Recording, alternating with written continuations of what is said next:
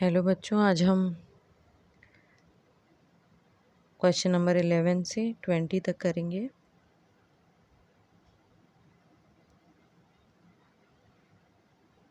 Eleventh question है, नेत्र का समंजन क्षमता से क्या अभिप्राय है। मतलब हमें डिफाइन करना है पावर ऑफ अकोमोडेशन।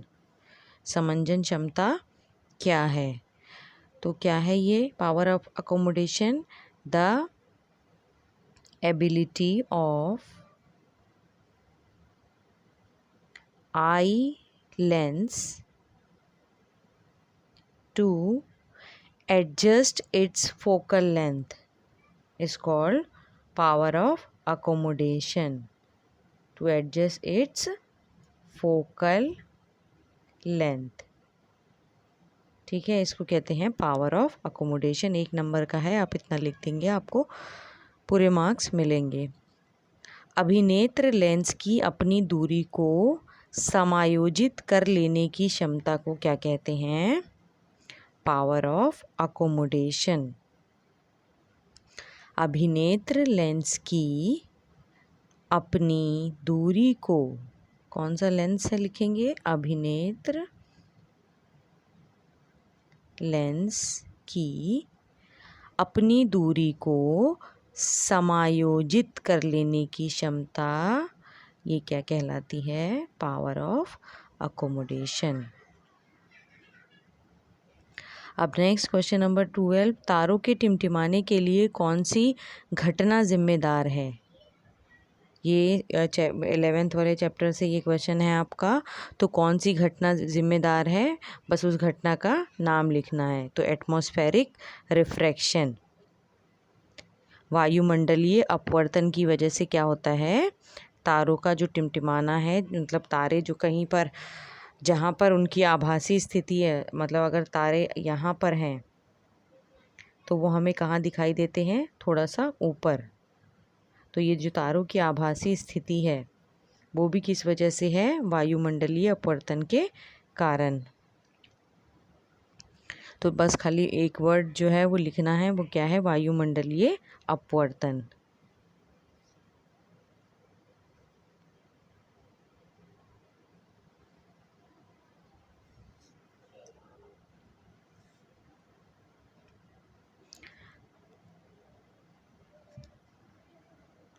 अब नेक्स्ट क्वेश्चन नंबर 13, श्वेत प्रकाश के उन घटकों के नाम बताइए जो प्रिज्म से गुजरने के बाद सबसे कम और सबसे अधिक विचलित होते हैं।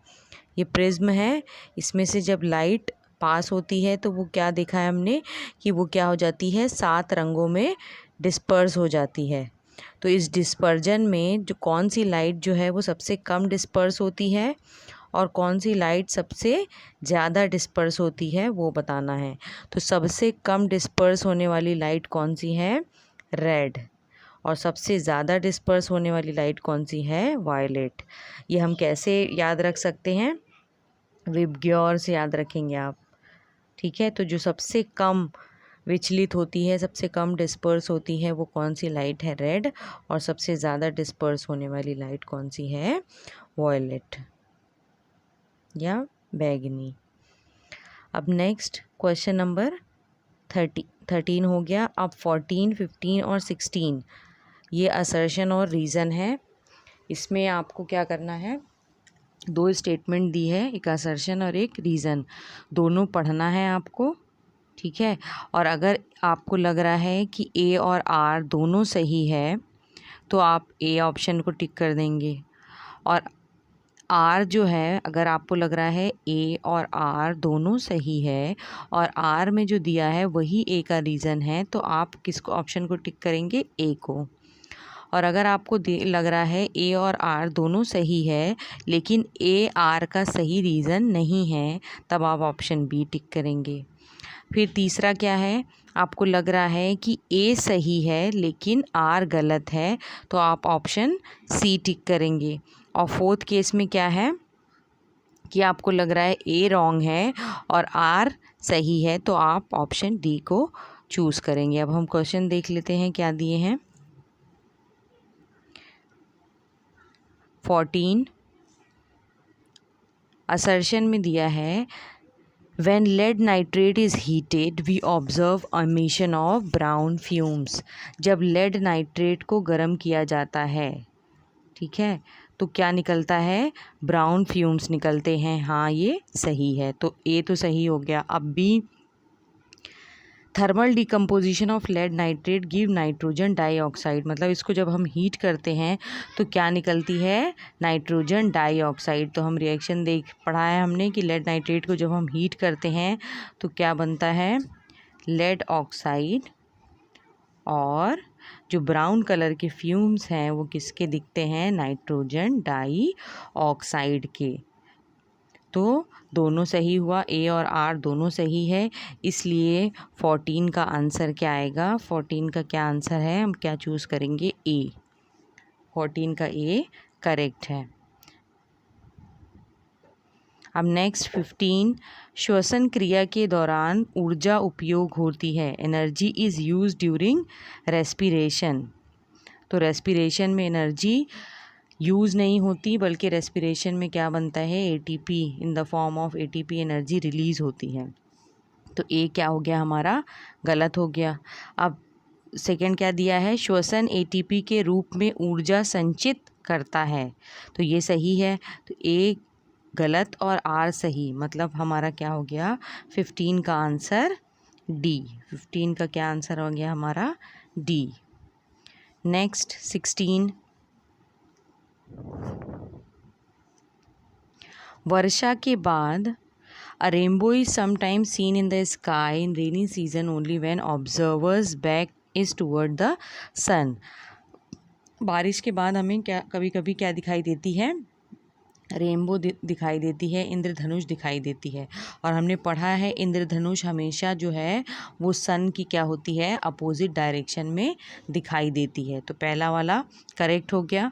अब दूसरा दिया है, पानी की बूंदों में आंतरिक परावर्तन के कारण प्रकाश का विक्षेपण होता है और अंतिम किरणें पीछे की दिशा में होती हैं। ठीक है, ये भी ठीक है। तो ए और आर दोनों क्या है?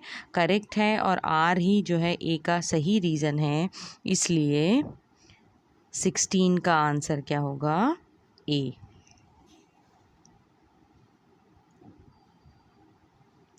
अब 17 पर आ जाते हैं। धात्विक, आपको वो ये पढ़ना है और उसके बाद 17, 18, 19 और 20 इन चारों में आपको 5-5 क्वेश्चन दिए हैं, और उन पाँचों में से आपके पास ऑप्शन है कि आप उन 5 में से कोई 4 करें।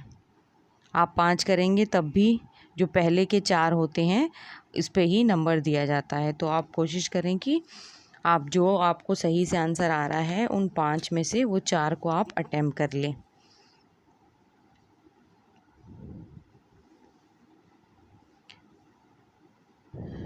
इसमें बताया है, a series of metallic elements in the order of their reactivity is called reactivity series of metals. Although hydrogen is a non-metal, it is included in the activity series due to the fact that it behaves like a metal in most chemical reaction. reactivity series के बारे में आप पढ़ चुके हैं, तो reactivity series से related ही इसमें 5 क्वेश्चन हैं। अगर आपको वो सीरीज़ याद है तो आप ये सारे सवाल बहुत ही आसानी से कर पाएंगे। तो पहले हम वो सीरीज़ जो हमने पढ़ी है वो साइड में लिख लेते हैं ताकि हम सारे ये आंसर आसानी से अटेम्प्ट कर पाएँ। पहला क्वेश्चन क्या है, निम्नलिखित में से किन के बीच विस्थापन अभिक्रिया होगी? तो विस्थापन हमने पढ़ा है कब होगा? जब ज़्यादा अभिक्रियाशील धातु होगी तो वही क्या कर सकती है? कम अभिक्रियाशील धातु को विस्थापित कर सकती है। तो अब पहले हम देख लेते हैं कौन कौन सा कॉम्बिनेशन दिया है। पहला है NaCl और कॉपर। NaCl में से Na और यहाँ से कॉपर। फिर सेकंड में है मैग्नीशियम और यहाँ पर है हमारे पास एल्यूमिनियम। थर्ड में है आयरन और यहाँ है हमारे पास सिल्वर। फिर फोर्थ में है हमारे पास यहाँ सिल्वर और यहाँ कॉपर। अब इन चारों में हमें देखना है कि जो इस तरफ है कौन सी धातु जो है ज़्यादा अभिक्रियाशील है इस तरफ से। जो ज़्यादा अभिक्रियाशील होगी वो क्या करेगी, डिस्प्लेस कर देगी। तो जब हम रिएक्टिविटी सीरीज़ देखते हैं तो हम देखते हैं पहले पोटाशियम है, सोडियम है, कैल्शियम है, मैग्नीशियम है, एल्युमिनियम है, फिर जिंक है, फिर आयरन है, फिर उसके नीचे कॉपर है, और उसके नीचे कहीं कॉपर के भी नीचे क्या आता है, सिल्वर आता है। तो अब कौन ज़्यादा अभिक्रियाशील है, सोडियम और कॉपर में से सोडियम ज़्यादा अभिक्रियाशील है, तो ये रिएक्शन नहीं होगा। मैग्नीशियम और एल्युमिनियम में मैग्नीशियम ज़्यादा अभिक्रियाशील है, तो ये भी उसको विस्थापित नहीं करेगा। आयरन और सिल्वर में ज़्यादा अभिक्रियाशील कौन है, आयरन और सिल्वर में ज़्यादा अभिक्रियाशील कौन है, आयरन है, इसलिए ये भी रिएक्शन नहीं होगा। और सिल्वर और कॉपर में हम देखते हैं कि कॉपर जो है सिल्वर से ज़्यादा अभिक्रियाशील है, इसलिए ये कॉपर क्या करेगा, सिल्वर को विस्थापित कर देगा। तो आंसर क्या हो गया, 17 का ए का ऑप्शन डी जो है वो करेक्ट होगा।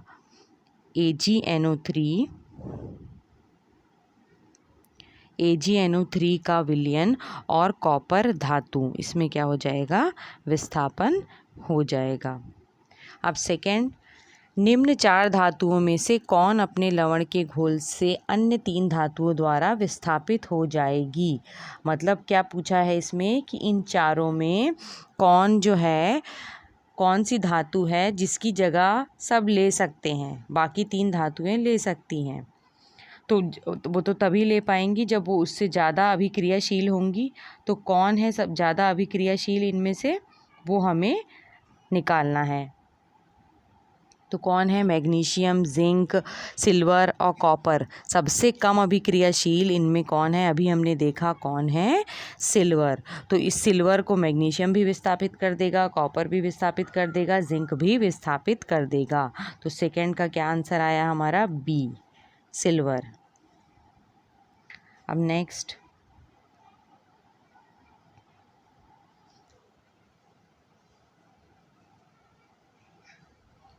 इनमें से किनके बीच रासायनिक अभिक्रिया हो सकती है। तो रासायनिक अभिक्रिया अभी हमने पढ़ा तभी होगी जब क्या होगा, कम अभिक्रिया, ज़्यादा अभिक्रियाशील धातु होगी तभी वो कम को डिस्प्लेस कर सकती है। अब मैग्नीशियम पहला देखते हैं, मैग्नीशियम और आयरन। मैग्नीशियम और आयरन में कौन ज़्यादा अभिक्रियाशील है, कौन है ज़्यादा अभिक्रियाशील मैग्नीशियम और आयरन में, मैग्नीशियम है। तो मैग्नीशियम को आयरन जो है विस्थापित नहीं कर पाएगा, तो पहला तो हमारा रॉन्ग हो गया। अब बी देखते हैं, जिंक और आयरन। जिंक और आयरन में ज़्यादा अभिक्रियाशील जिंक है, तो आयरन उसको विस्थापित नहीं कर सकता, ये भी हमारा नहीं है। फिर मैग्नीशियम और लेड, इनमें कौन ज़्यादा अभिक्रियाशील है, मैग्नीशियम, इसलिए लेड उसकी जगह नहीं ले सकता। अब जिंक और एल्युमिनियम में ज़्यादा अभिक्रियाशील कौन है, एल्युमिनियम, इसलिए क्या होगा, जिंक सल्फेट से क्या करेगा, एल्युमिनियम जिंक को विस्थापित कर देगा। तो थर्ड का आंसर क्या है, डी, जिंक सल्फेट और एल्युमिनियम। अब नेक्स्ट,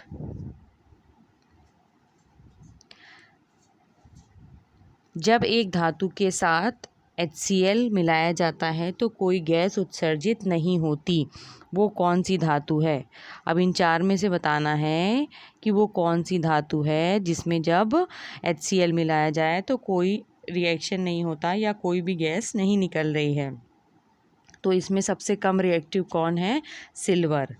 तो सिल्वर जो है वो क्या करते हैं, हमने पढ़ा है कि ये एसिड के साथ अभिक्रिया नहीं करते, तो ये इसका आंसर क्या आ जाएगा, सिल्वर।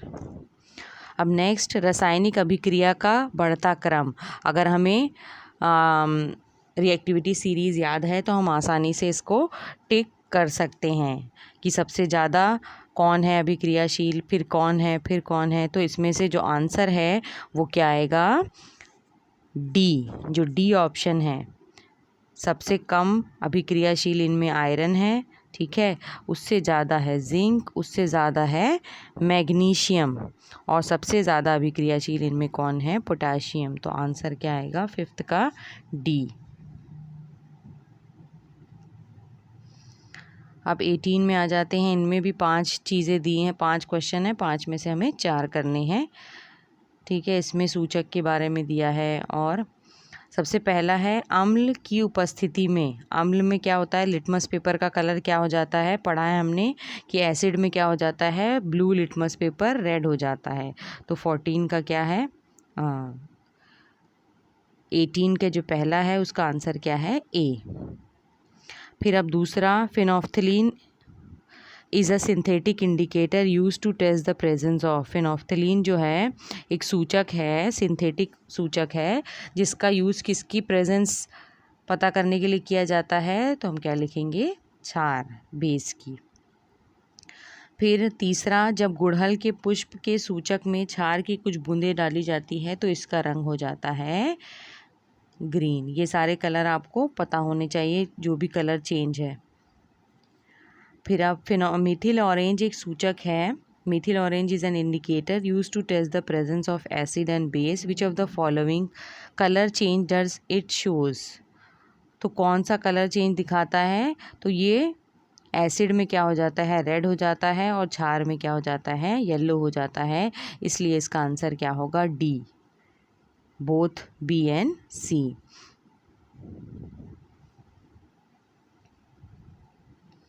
फिर लास्ट है इसका question, which of the following will change colour in neutral solution. Neutral solution मतलब उदासीन है अगर सॉल्यूशन, तो इनमें से कौन है जो कलर चेंज करेगा, तो किसी का भी कलर चेंज नहीं होगा। तो आंसर क्या आएगा, D, none.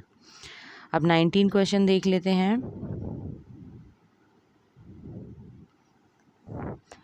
A convex mirror is held towards the sun and its sharp image is formed on a piece of paper. After some time a hole is burnt on the paper. फिर उसके बाद सवाल पूछा है, दर्पण और कागज़ के बीच की दूरी को क्या नाम। मिरर और पेपर के जो बीच की दूरी है उसको क्या नाम दिया गया है, फोकस दूरी। तो इसका आंसर क्या है, बी। अब second, the distance between pole and focal point of a spherical mirror is equal to the distance between. Pole और फोकल पॉइंट के बीच का जो डिस्टेंस होता है उसे क्या कहते हैं,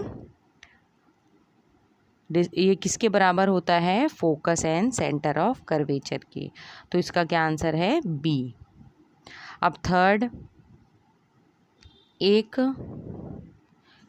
the focal length of A spherical mirror. एक स्फेरिकल मिरर जो है उसकी फोकल लेंथ अगर एफ जो है कितना है, x सेंटीमीटर है, तो उसका रेडियस ऑफ कर्वेचर क्या होगा। तो हमें पता है r पता करना है, इसका फॉर्मूला है बहुत ही easy. r is equal to कितना होता है, 2f, मतलब इसका डबल होता है। तो जब ये x है तो r कितना हो जाएगा, 2x, और सेंटीमीटर में है इसलिए हम लिख देंगे 2x सेंटीमीटर। तो इसका क्या आंसर होगा, 2x सेंटीमीटर। अब फोर्थ, दर्पण के किसी बिंदु पर अभिलंब मुख्य अक्ष के किसी बिंदु से होकर जाएगा। The normal at any point on the mirror passes through which point of the principal axis. किस बिंदु से होकर जाएगा, तो हम क्या लिखेंगे, वक्रता केंद्र, सेंटर ऑफ कर्वेचर से होकर जाएगा ये। अब फिफ्थ, एक उत्तल गोलीय दर्पण में प्रकाश का प्रवर्तन होता है। उत्तल गोलीय दर्पण, convex spherical mirror. Convex mirror कैसा होता है, ऐसा है, ठीक है। और इसमें जो है कहाँ पर हमें दिखाई देगा, इमेज जो है इधर बनती है इस पर, तो ये क्या है, उभरा हुआ हिस्सा है ना, बाहर उभरी सतह पर, अ बल्जिंग आउट सरफेस। अब last question, question number 20।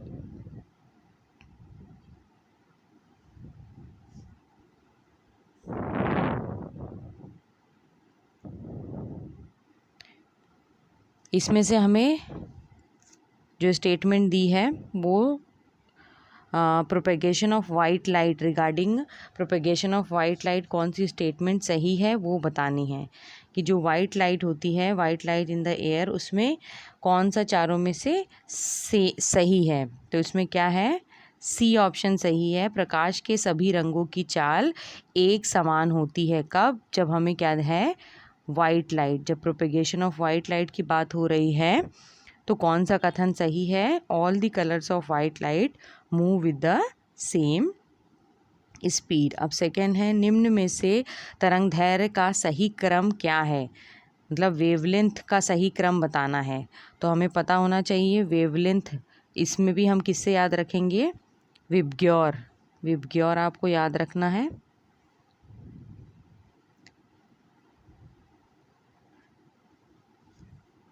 Are जो होता है उसकी वेवलेंथ क्या है? सबसे ज़्यादा है, और वी जो है उसकी वेवलेंथ सबसे कम होती है। तो ऐसे ही मूव करते चले जाएंगे हम, जैसे पूछा है।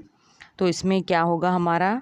जैसे कि पहला पूछा है, पहला बताया है रेड ग्रीन येलो। पहला है रेड, फिर ग्रीन, फिर येलो आ गया, तो ये तो रॉन्ग हो गया। फिर रेड, वॉयलेट और ग्रीन, रेड, वॉयलेट और ग्रीन, ये भी रॉन्ग हो गया क्योंकि लाइन से नहीं चल रहा। फिर उसके बाद थर्ड है yellow green and violet, yellow, फिर ग्रीन और फिर वॉयलेट, ये क्या है? सही है। तो सेकंड का क्या आ गया आंसर हमारा? सी। फिर अब थर्ड, कांच में प्रकाश के विभिन्न रंगों की चाल का सही क्रम। अब हमें चाल का सही क्रम बताना है, ये भी हम विबग्योर से याद रखेंगे। तो इसमें क्या है? थर्ड का फर्स्ट वाला आंसर ही हमारा ठीक है, रेड, ग्रीन और ब्लू। बाकी सब जो हम देखेंगे तो वो लाइन से नहीं है।